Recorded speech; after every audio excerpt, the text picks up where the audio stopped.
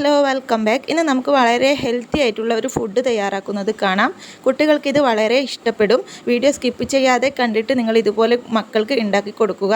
Pregnancy ആയവർക്കും ഇത് ഒരുപാട് ഹെൽത്തിയാണ്.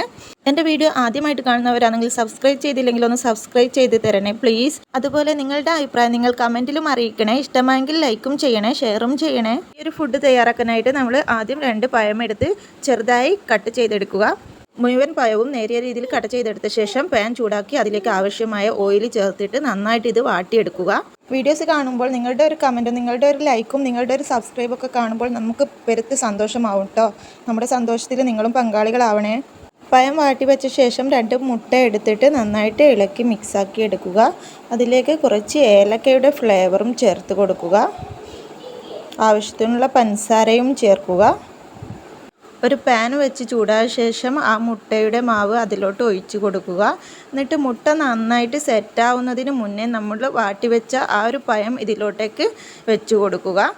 എന്നിട്ട് ബ്രെഡിൻ്റെ പീസ് എടുത്തിട്ട് അതിലോട്ടേക്ക് വെച്ച് കൊടുക്കുക. എന്നിട്ട് തീ ഒന്ന് മീഡിയം ഫ്ലെയിമിലിട്ട് നന്നായിട്ട് കുക്ക് ചെയ്തെടുക്കുക. എന്നിട്ട് അത് പതിയെ നമ്മളൊരു വശത്തേക്ക് മറിച്ചിടുക. അപ്പോൾ നമ്മുടെ ഒരു ഹെൽത്തി ഫുഡ് ഇവിടെ റെഡി ആയിട്ടുണ്ട്. എല്ലാവർക്കും ഇഷ്ടമാവും. ട്രൈ ചെയ്ത് നോക്കുക. വളരെ ടേസ്റ്റാണ്.